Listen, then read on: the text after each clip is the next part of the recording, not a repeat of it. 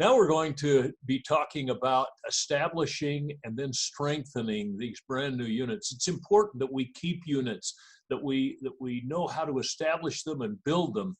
And I can't think of a better team and a better team leader than Amy Hutcherson, our advisor. And so, Amy, take it away with you and your team. Thanks so much, Charles. Wow.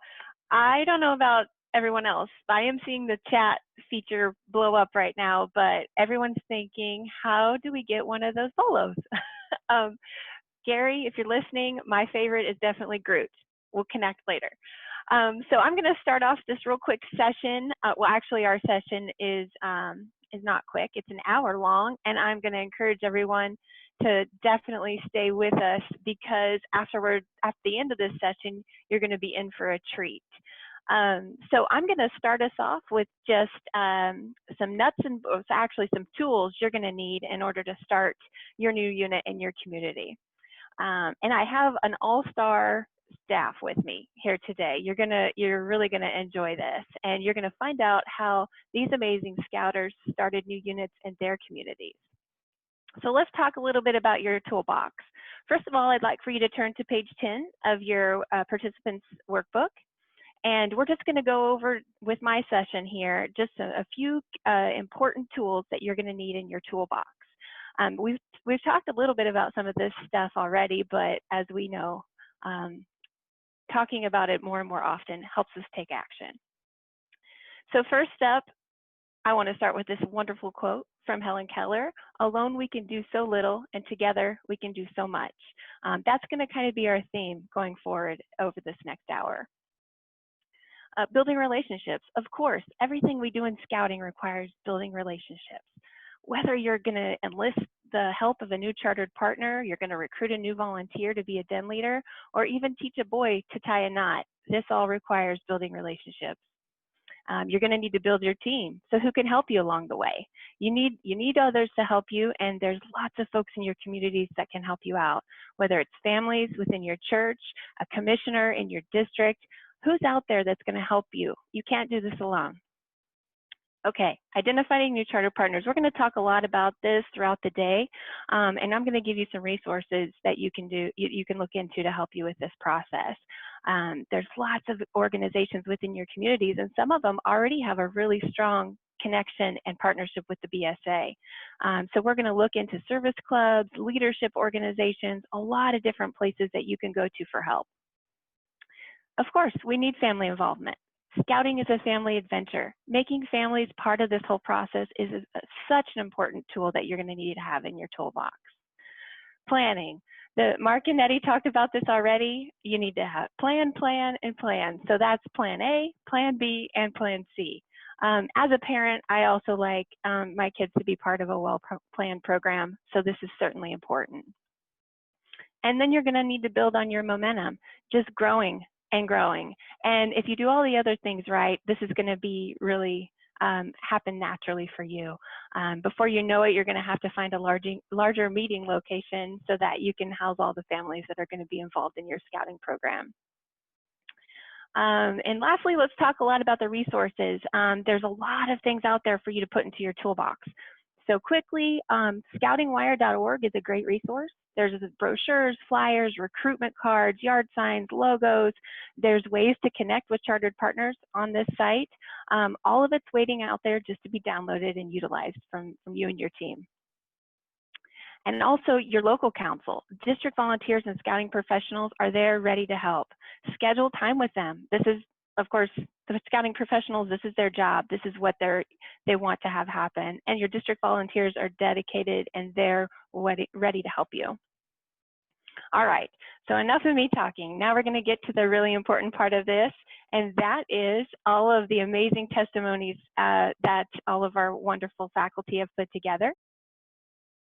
Hi, we're Mark and Nettie Francis from Kaysville, Utah, and we'll take just a minute and tell you about how we organized a Cub Scout pack and a Scouts BSA troop right here in our community. We found a charter organization through a close friend of ours that lived within our neighborhood. He owned a local business, and he was willing to step up as our charter organization.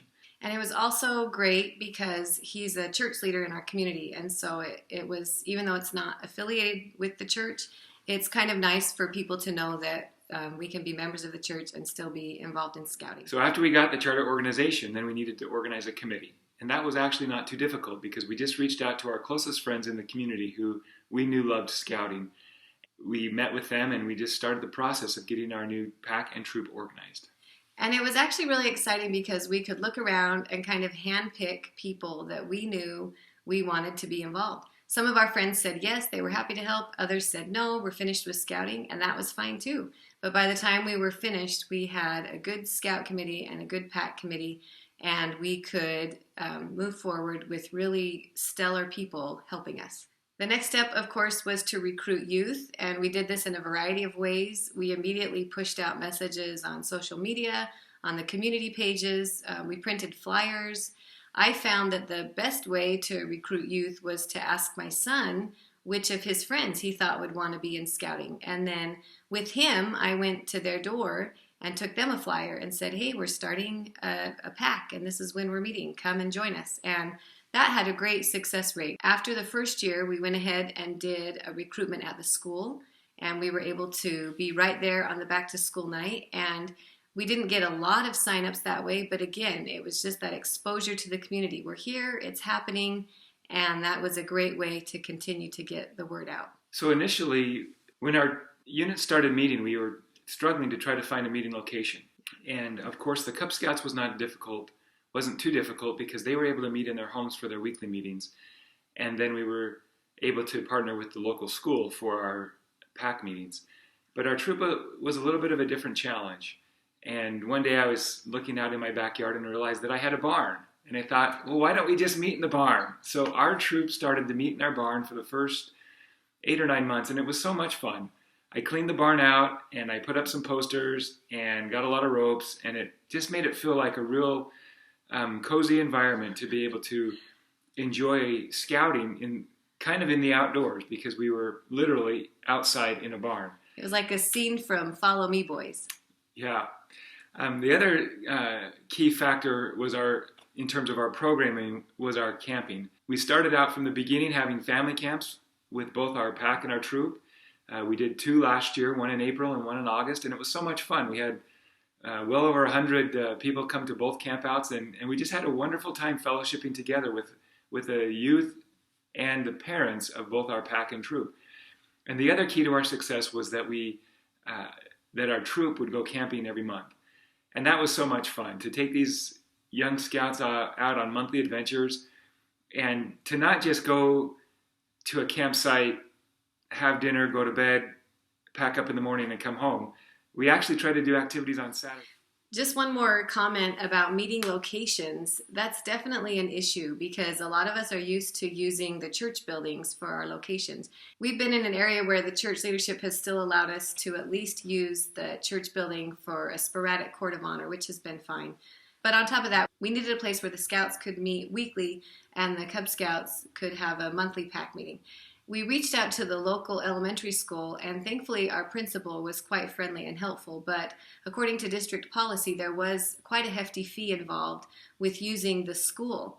We went back and forth a little bit with the district, and thanks to our great principal and our great custodian, we were able to get part of that fee waived, and that was a huge blessing to us.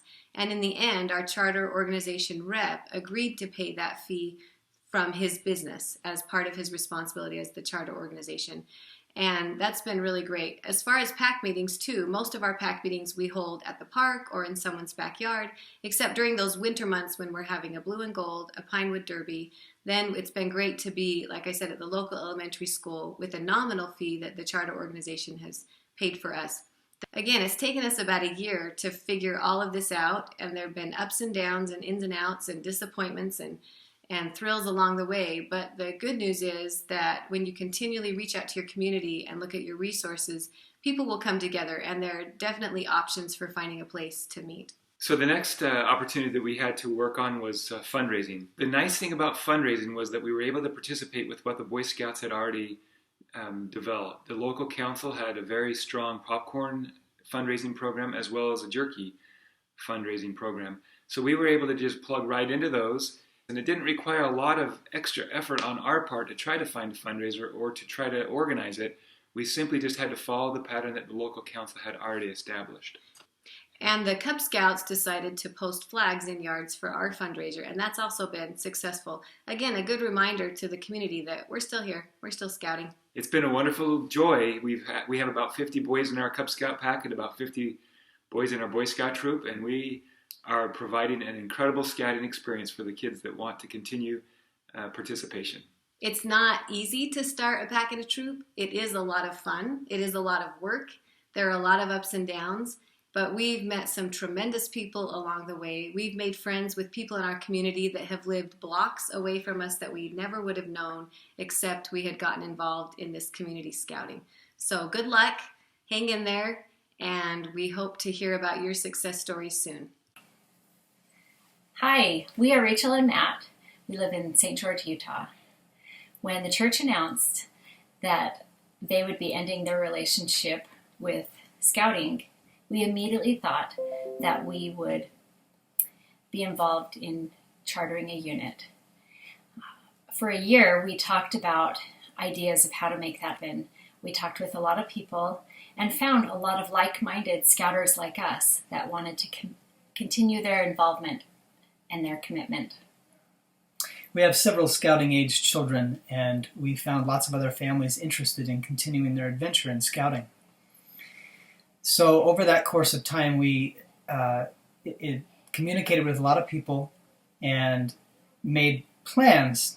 Finally, in March of 2019, I invited a couple of my good friends and scouters over for a meeting.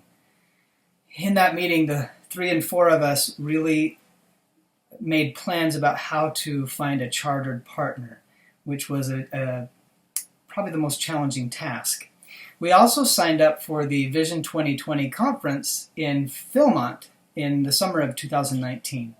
And that was extremely useful to learn all the steps necessary to create a new unit and how to organize and recruit people and leaders and all the things that are involved with it. It also was a really fun adventure for our family. Very memorable for our children, for all the programs that they offer. It was just a wonderful experience, which is what the main reason why we're involved today. After that conference, we felt really strengthened and ready and educated to make it happen. Over the course of summer 2019, we kept gathering information and contacting lots of potential chartered partners, business owners, and other people that we knew. And it was difficult for the number of people that we contacted and the lack of commitment or support or knowledge about what it would take. But we persisted. By October of 2019, we found a chartering partner. Lifetime Scouter, who was involved with the Rotary Club, recommended our group of scouters, and a charter relationship began. By the end of the year, we were chartered, and since that time, we have had a steady stream of families gathering and expressing interest in joining scouting. Because of the timing of our unit creation, there were a lot of families interested once the church relationship finally ended at the beginning of the year 2020. This year has been eventful, to say the least, but we got a really good momentum with lots of families and lots of young scouts and older scouts who really wanted to finish and complete their Eagle. So we had a lot of momentum. One of our challenges was finding a meeting place. This continues to be difficult, though not impossible. Our default was our own yard, backyard, and our detached garage, which was able to accommodate a reasonable group. And we've been able to meet. We've also explored and been creative with other options, such as renting the school, and business owners, such as a hotel owner, letting us use their banquet room for a court of honor. So being creative is a big part of this process. We also meet a lot outside at parks and other locations, depending on our activity. But it is doable. Looking ahead, we're really excited to keep going and find other options and meet the needs of our troop. As our troop continues to grow with youth and leaders, we will continue to be creative and make scouting happen. It's important to be flexible and make things work, because when people are willing and committed, options will open up. Thank you so much for listening, and we hope that this is informative and help you find or create your own troop and continue your scouting adventure. When the church announced that it would no longer be sponsoring scouting units starting in 2020, our first thought was not that we would be starting a new scout troop and pack in our area. In fact, it was quite the opposite. We live in Northern California, and Wayne has been active with our local council and district for many years. We knew that there were some exceptional and well-run troops in our area, and that they would be a very good option for Latter-day Saint youth who wanted to start or continue in scouting, and that they would be welcome there. As the deadline drew closer, however, we began to reflect on the special spiritual experiences our 4 boys had had in their scout troops, in addition to the special outdoor and group activities. We recalled the testimony building campfire programs, focused on gospel principles and spirituality, the Scoutmaster's Minutes by worthy priesthood holders, sharing their testimony in word and action, and the preparation for and discussion of exciting missionary experiences. We discussed the challenges there would be of camping on Sunday or traveling to or from camps on the Sabbath. We also then attended a gala in Salt Lake City, where Elder Rasband expressed thanks to the church for 106 great years and said, quote, "I hope my grandsons will be scouts." When the new church program for children and youth began to roll out, it was also apparent that scouting could still be an important tool to complement, not compete with, the goals each youth would be setting in intellectual, social, physical, and spiritual areas. It was at this point we began to assess the interest in forming a new Latter-day Saint legacy troop, and maybe also a pack in our area. The first consideration had to be getting a new sponsor or charter partner. Our thoughts turned to a good member of our stake who had been a strong supporter of scouting in his ward, had Eagle Scout sons, and had been active in scouting at the district level.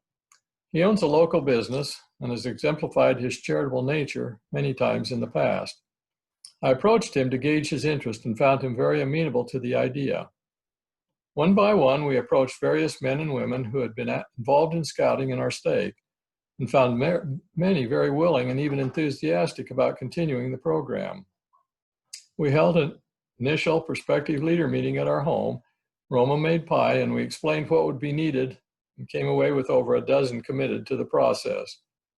Your council professionals can be a tremendous help. We were blessed with very attentive and helpful council and district executives who worked with us on every step of the process. Lists of previously registered scouts in our unit allowed us to contact the parents of past scouts and cubs and invite them to an information night. Thanks to our new sponsor, we had a meeting place and pizza. We gave an explanation of the new program, passed out applications, and signed up many interested youth. Copies of the invitation to the information night and an FAQ information sheet that we passed out are included in the resources for this class in your workbook. Hi, I'm Amy Hammer, and I live in Wellsville, Utah. My husband James and I started a troop and a pack here in Wellsville. We had a little bit of previous scout experience. I had worked as a bear den leader for about 6 months. James had worked with the varsity as a varsity coach, and that was the extent of our scouting experience. We went to Vision 2020 in 2019 and caught on fire with the idea of starting a pack and a troop here in Wellsville. We had just recently moved here, didn't know very many people, but we wanted to keep a scouting unit going. So we sent out a Facebook post to the local community, letting them know that we were interested in starting a pack and troop and calling for all the parents who were interested to come to a meeting. And we had 3 people show up to our first meeting. That was the extent of all of our efforts to let people know we wanted to have this meeting. I think we also posted it in our Wellsville City newsletter. but we only had 3 people come to that initial meeting last July. Our first step was to find a chartered organization. We brainstormed a list of all of the businesses that were in Wellsville, and someone suggested that we talk to the Wellsville Foundation, which is a nonprofit organization here in Wellsville that helps to preserve the heritage of our community. So after that initial meeting, we met with the chartered organization and let them know what we wanted to accomplish by having a community pack and troop here in Wellsville, including patriotism for our community, unity in our community, service, and helping build the character of our youth here in Wellsville. They were excited and on board and agreed to charter our pack and troop here in Wellsville. After that, we also went to the back to school night at our local elementary school and had a table there so that people could know who we were and that we were starting a pack and troop and that their youth were welcome to join. And we also had a parent night at the Wellsville City Hall, and we posted yard signs along the street and let people know that they could come and learn about our pack and our troop and sign up to be a part of that. Wellsville City also gave us a great opportunity last fall to participate in their Founders Day celebration and do the opening flag ceremony. So that was an exciting time for us. We made sure each of our boys had matching neckerchiefs and a new badge on that signified the Wellsville Scouts, and it was super exciting. We also had a booth there at Founders Day, and we marched in the parade and handed out flyers to let people know about the Wellsville Pack and Troop. One of our challenges that we have faced as a new pack and troop starting up is a lack of leaders. So the biggest position that was hard to fill was a den leader, and I chose to be the den leader this year, which has been really fun. We also decided to combine dens. So this first year we've had one den with all of the Cub Scouts in it. We've had a great year. We've learned a lot. We've grown a lot. We are now at 14 Cub Scouts, and we have about 18 Boy Scouts. We also got permission from the mayor, because it's a community pack and troop, to meet at the city hall. We have a small city hall in Wellsville, but the mayor, Thomas Bailey, agreed to let us use the city hall for our pack meetings and for our court of honor meetings. So that's been a huge blessing. It's fun to meet at the community center for everybody in the community to come together and to know that we're all in a scouting family together. Hello, I am Mike Ball, and this is my wonderful wife Robin, and we are from Highland, Utah, and we're going to share our story of how we have started our own troop here in our area. So to start out, we were able to go to Philmont last summer for the Vision 2020 conference, and it was a great experience for our family. We have 4 boys. We have ages 12 down to 5, and they just all had so much fun. They enjoyed getting to know new people and spending time with their groups. They were able to go on hikes and campouts, at least the older 2 on campouts. And our family was able to make connections. I'll talk a little bit about our finding a charter.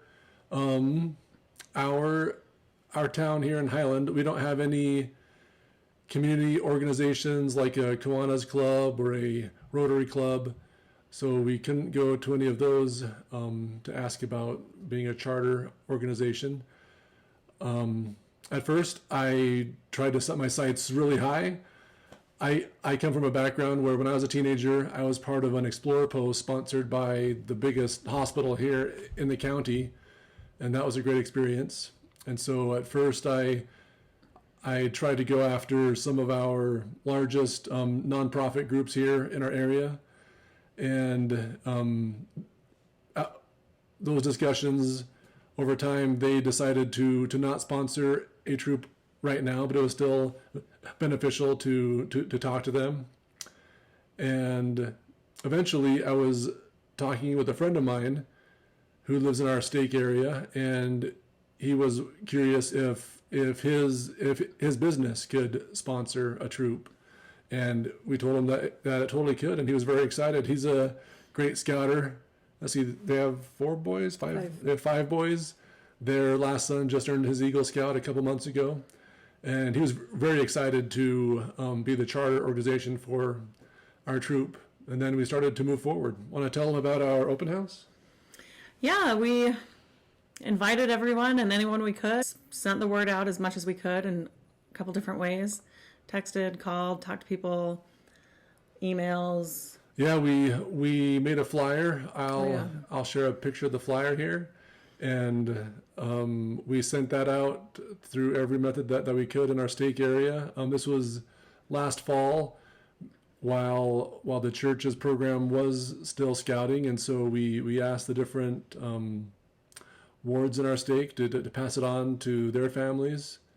And we had people show up that we had never talked to before, that they just got the flyer and they were interested and they showed up, and it was fun to see them and to get to know a lot more people that we hadn't known before. Yes, we invited the whole family. We bought a lot of treats from Costco. We had some printouts. We had a copy of our annual plan and some information on signing up, dues, fees, different things that we had in mind for the troop. And then we also recruited a few friends to help run some games for the younger kids so that we could meet with the adults and have a good interaction with them. And the younger kids had fun playing games and different activities, so they had a good experience too. Yeah, the open house was a fun evening for the entire family. It was great. And yeah, just like Robin said, part of the information that we had for families at that open house was a preliminary calendar with monthly campouts and outdoor activities. And that was a big draw for, well, I think that the parents liked it, but when the young men saw some of the campouts that they could go on, they got really excited about different things of canyoneering, some backpacking, going up into places that most of the wards here hadn't been going to for campouts, and doing some really fun stuff. And a really fun camp out, summer camp this summer up in Wyoming.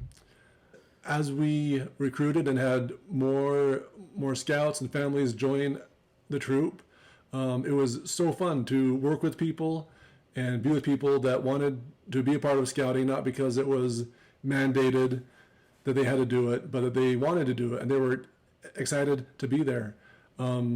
Just through the parents in our troop, we have an incredible treasurer, incredible committee chair, great advancement coordinators and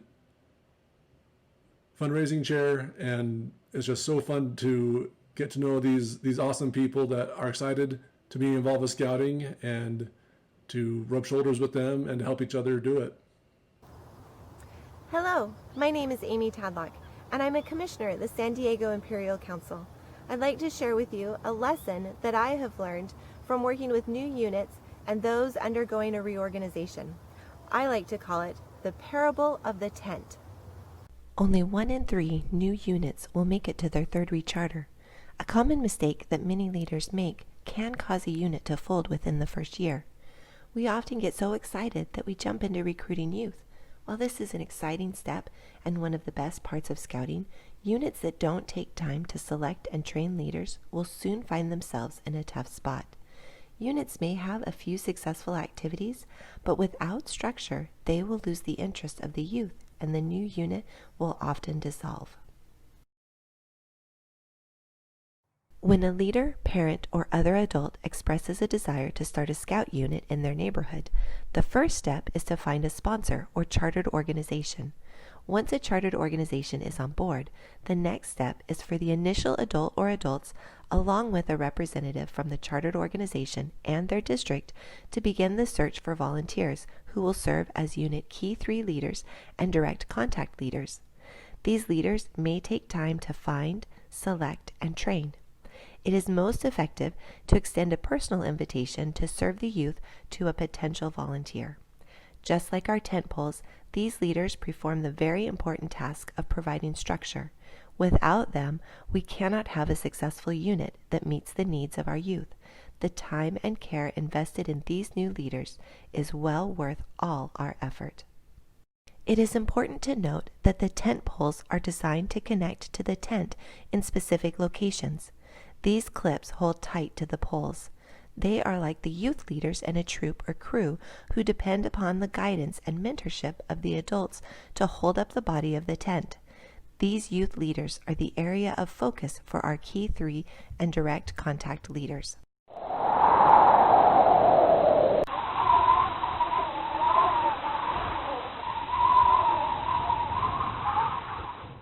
Sadly, as you can see, even well-trained Key 3 and direct contact leaders are not enough to keep a unit right side up. For a tent to be stable in all conditions, it must be staked down. These tent stakes are like our unit committee members, each one playing an important role in their unit. Each stake is securely grounded, representing the importance of training for all adults engaged in a unit. The role of the individual committee members may not be as big or as visible as the Key 3 or direct contact leaders, but without them, a unit will not succeed.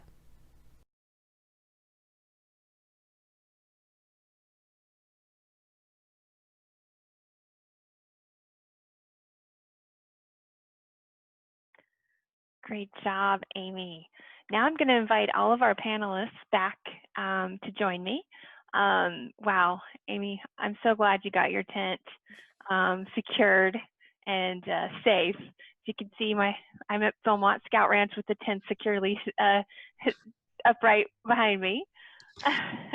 Okay, so we're going to take this time now to answer some of your questions that have been coming in really consistently. Thank you so much. This is just a pleasure for us to see the engagement and to see all those wonderful volunteers out there that want to see scouting grow in their communities. So to get started, I think I'll go ahead and let's see, Charles isn't quite, I want to make sure that everyone is with us. Mike, do we have Charles on video? Is Charles on this panel too? Let's see, we can. Oh, wait. Oh, maybe not. I apologize. No, Definitely welcome to be on this. I'm here, but I'm just going to be listening. Okay, wonderful. Thank you, Charles. Okay, so to get started, I'll have a question directed for Mark Francis. What do we do if we don't have the support we're after from the district and council? Amy, that's an excellent question. Thank you. The key there is communication. You need to set up a meeting with your local district executive or your council executive. But let me be more clear. Work through the volunteers. Reach out to your district chairman or your district commissioner or your council commissioner, council president. Work through the volunteers. Communicate with them. Talk to them about what you're trying to do. Let them know that you participated in this Virtual Little Philmont today. Let them know that there's a lot of great things happening across the nation. And I think simply by using that communication tool, you'll be able to break through those barriers. Fantastic. Also, a lot of folks are wondering, they're struggling, they're not quite sure that they have the interest that they're after from the Latter-day Saint families and even the youth. How do they break down some of those barriers to really get that interest in scouting back in those families? It's going to grow, Amy, a little at a time, and it's okay if you start with 1 or 2 or 3 boys, because it will spread by word of mouth. And when your boys or girls say to their friends, this weekend we're going camping, or we're going hiking, or we have this great thing planned, it's going to spread. So don't despair. It is a process with Latter-day Saints. This is a new thing for us. It's a new idea. And people have to understand that scouting is still here and is full of great adventure. Great. So someone mentioned in there, I was trying to remember, maybe it was Matt and Rachel mentioned about using a church list to recruit new families. I have a couple comments on the feed that say they're concerned about doing that. Can someone help shed light on that? Sure, I can do that. The church has made it very clear that we're not to use the church lists for recruiting members to our packs or our troops, but the district has a list of all those who were formally registered, and we can get that list from the district and use that list and then ask their friends, and we can certainly build that way. Wonderful. Thanks, Wayne. So Jen asks, how have any scouters or families had success working with another church to serve as their chartered organization? appreciate that, Amy.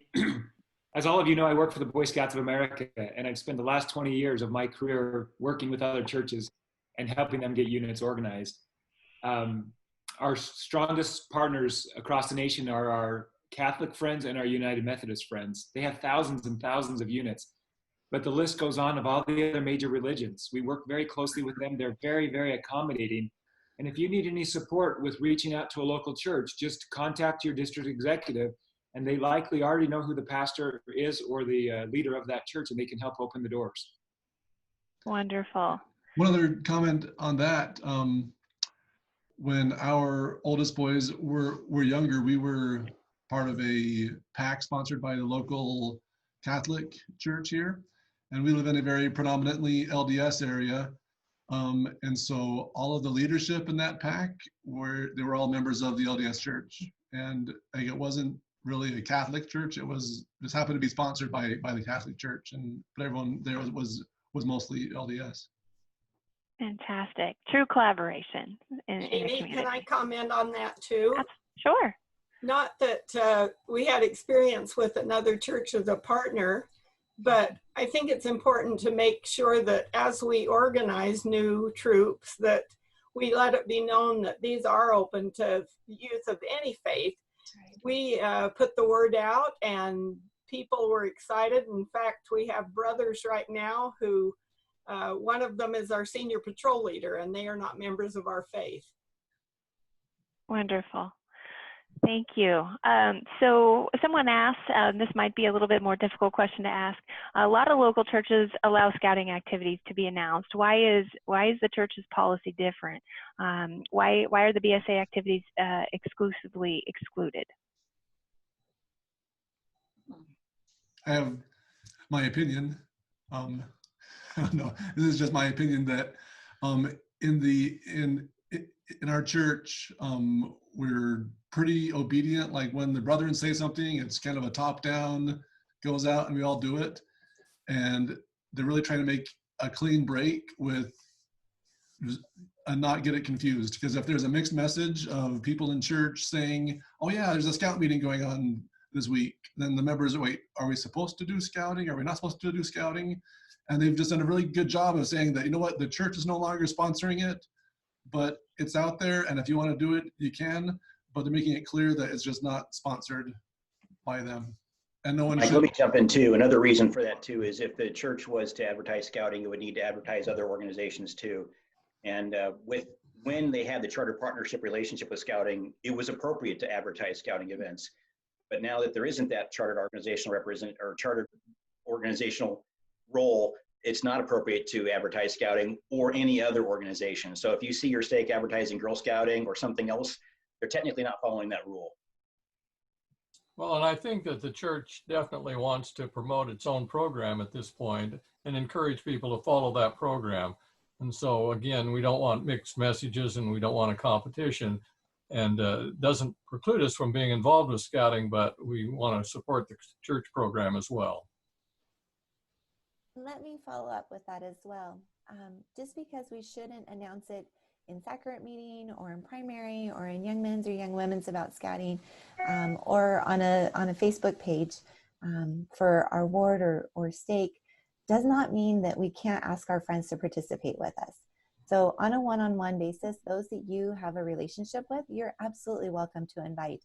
And you're absolutely welcome to invite and post invitations on your Facebook page and share those with those friends that you have a relationship with. Fantastic. Great answer and feedback here. So someone asked, does anyone on the panel have experience with starting a female troop? They just shared their experience that they've joined a community troop, but would love to start their own troop or having some problems getting that going.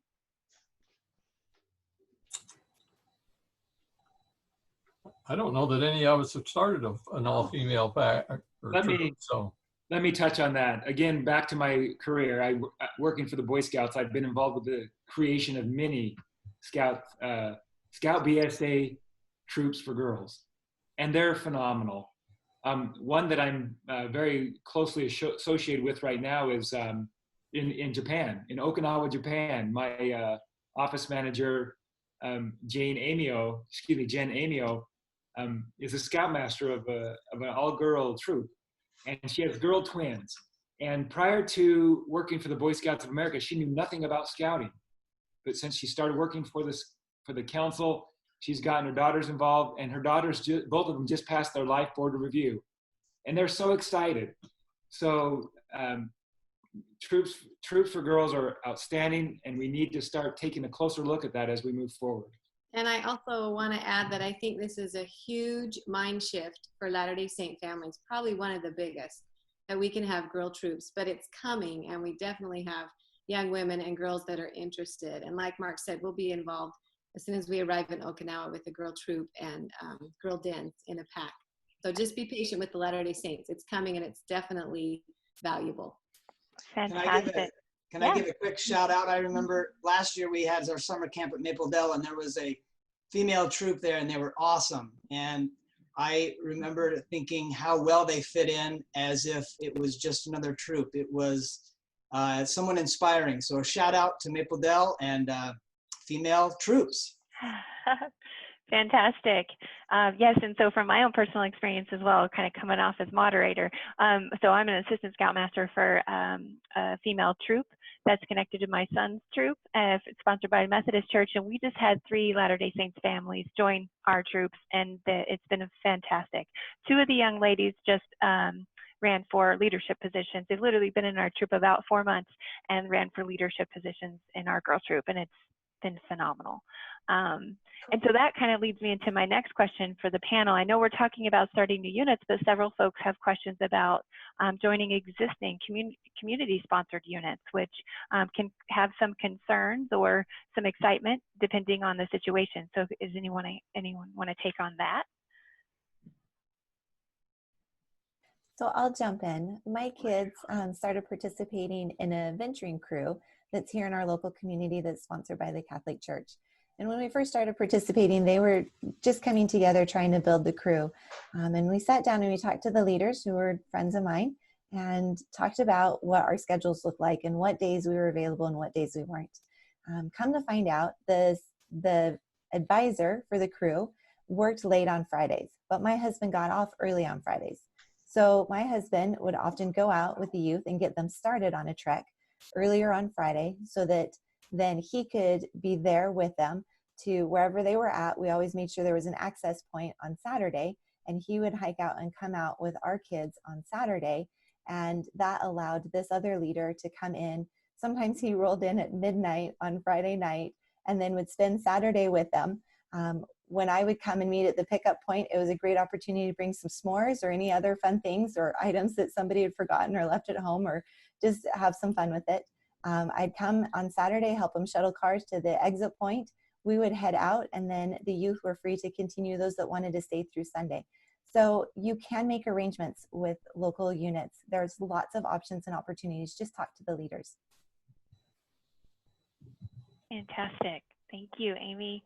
So there have been a couple questions just came through recently as far as meeting location. I know a lot of the testimonials touched on meeting locations. One particular scouter said that his local council does have some restrictions on meeting at home. Maybe Mark, you can help us with some of the guidance on that. Thanks for the tough questions, Amy.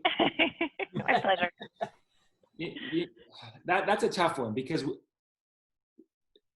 we know as Latter-day Saints, we're obligated to follow the laws of the land. And if the council has restrictions on where we can camp and whatnot, we need to follow those. But I also think it's appropriate for us to communicate with the leaders who are making those kinds of decisions.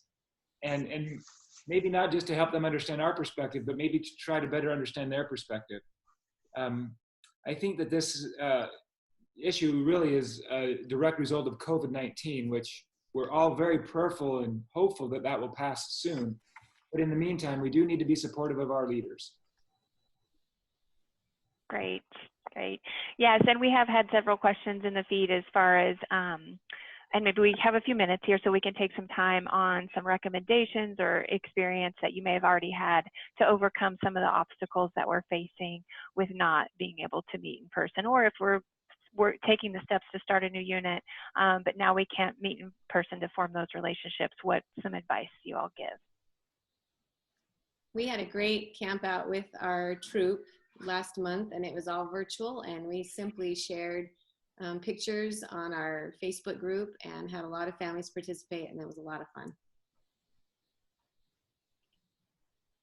Our troop has tried to meet some of these challenges. Again, we just became a troop in January, and we're just getting going. So these restrictions kind of took a little wind out of our sails, I'm sure it's happened to a lot of people.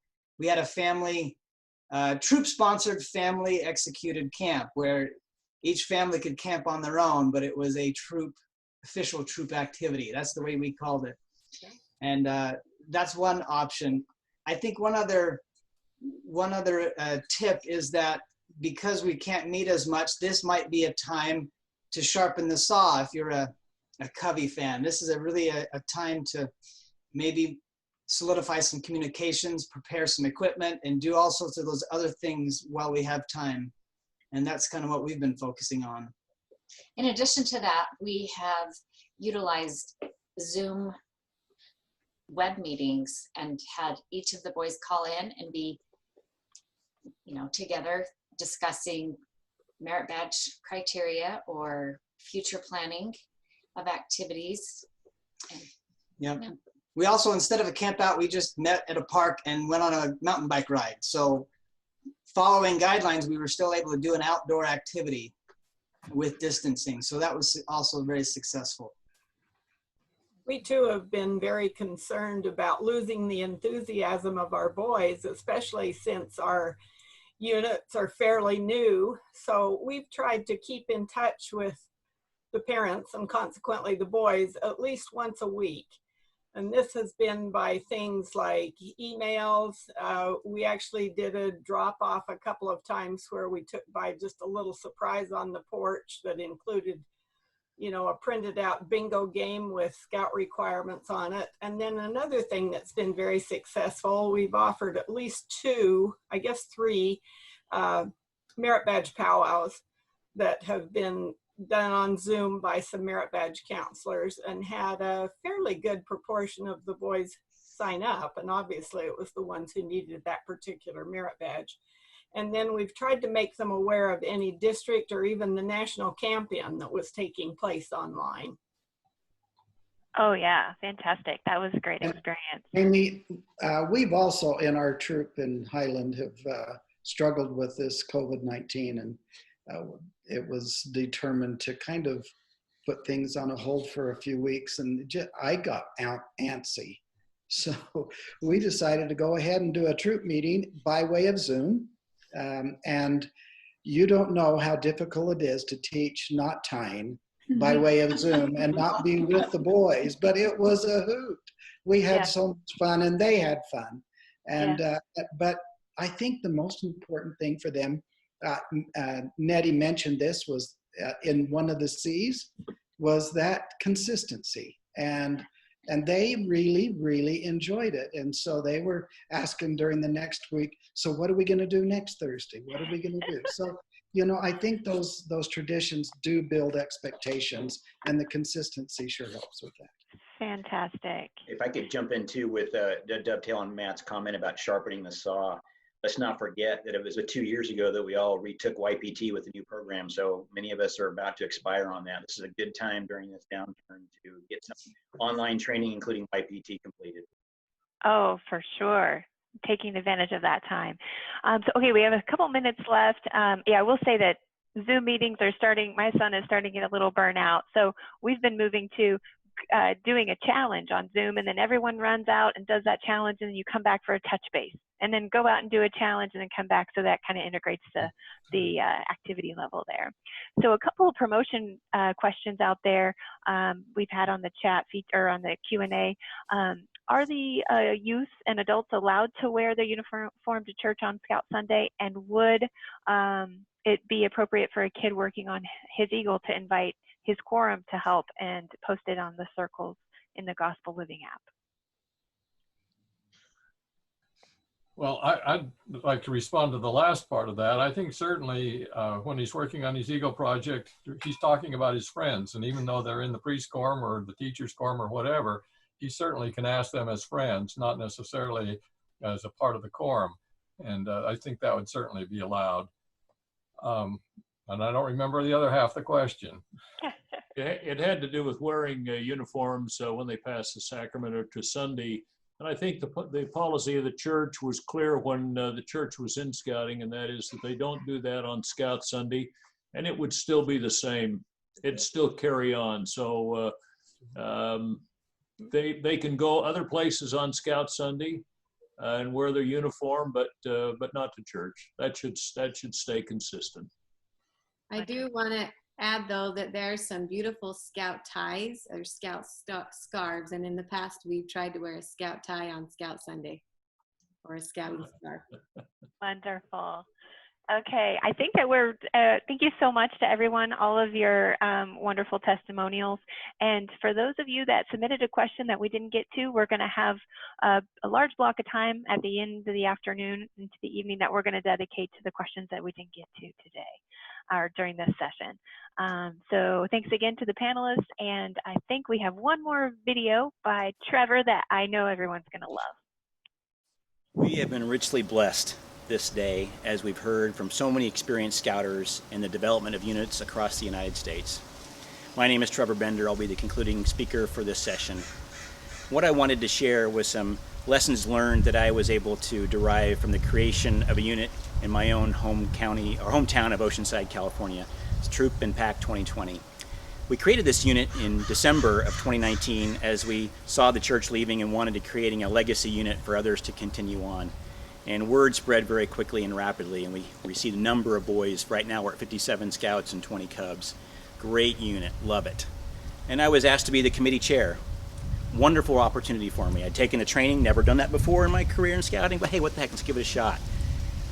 And we've seen a lot of anecdotes today about how to create a unit effectively, but one thing jumped out to me that I was not prepared for at all in that role as committee chair. And I just wanted to share this for those of you who are continuing your training or continuing your process of making a unit strong or thinking of creating a new unit.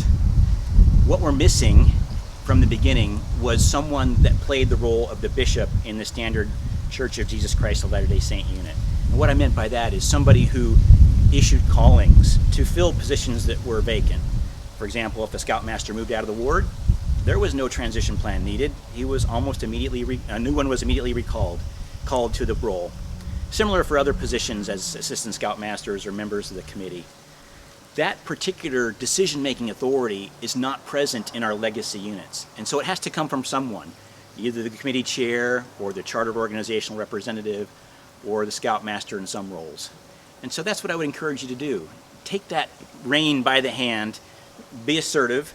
Most of your adult volunteers coming into the organization want to continue in scouting. In fact, what we found in Troop 2020 is there were a number of adults who came and registered on day one who had no youth in the unit, but had been involved in scouting for 10, 20, 30 or more years and wanted to continue that role.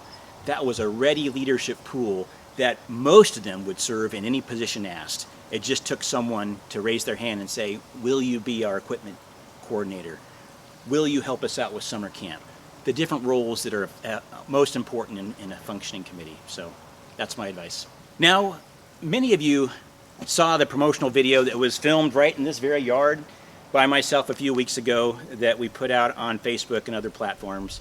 And in the particular video, you might recall that I jumped off of a trampoline and landed next to my pool.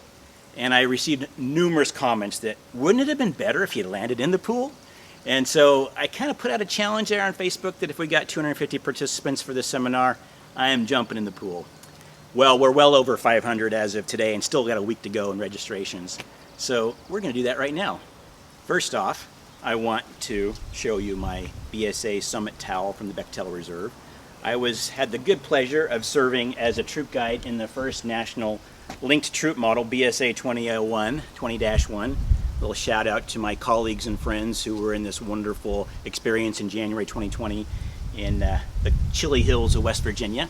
So I got my towel ready. Now I guess it's just time for me to make it real.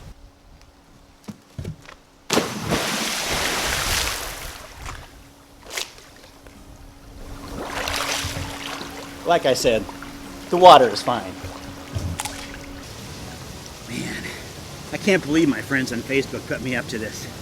Don't they know the water is fine? I mean, come on. What's Sally gonna say? It wasn't even time for me to wash my uniform yet. Gee, I don't know.